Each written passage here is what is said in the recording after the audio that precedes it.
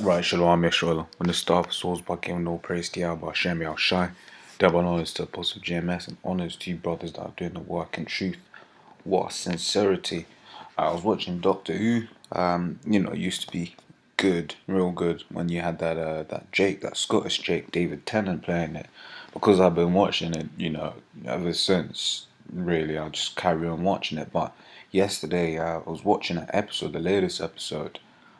Basically, the Doctor, if you know anything about the Doctor Who's, you got a guy who's, space traveler, whatever, what have you. It's sci-fi, and he's got an assistant.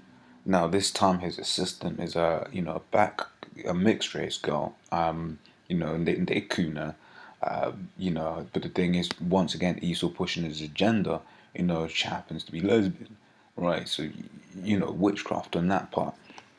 But basically, they went to 1814 England in this episode. And then one of the things that the mixed race girl says, she's like, well, at the beginning of the episode, she's like, 1814 England, what the hell? Says, what will I be safe? I'm not white, and this is the height of slavery. Right? And then basically later on, it goes on to say that she makes this another statement. She was like, wow, this is, they don't. Would you say she never knew that there were so many black people in 1814 England, right? In the Regency, she called it. And then the doctor responds by saying, what do you call it? By saying, so was Jesus. History has been whitewashed, right? So that whole dialogue, to be honest, when I think about the episode, did it have to be there? Probably not. I would show the clip, but I'm sure it'll get copyright claimed. But the point there is literally was a thing of, she says, there are a lot more black people here than they show you in the movies, and then he responds by saying, "So was Jesus." He's saying Jesus was a black man, man.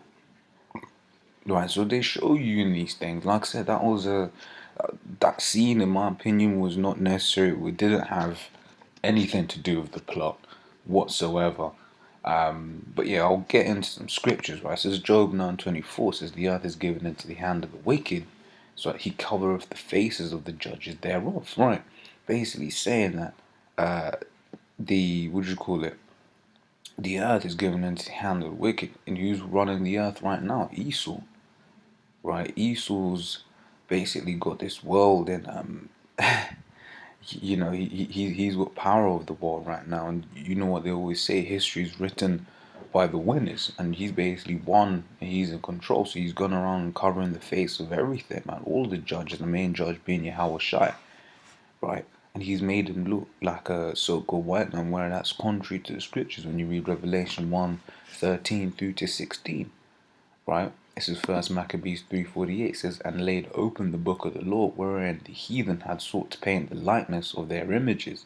Right, like I said, once again talking about covering the faces, right? And Esau's done this, man. Done before, he's done it again.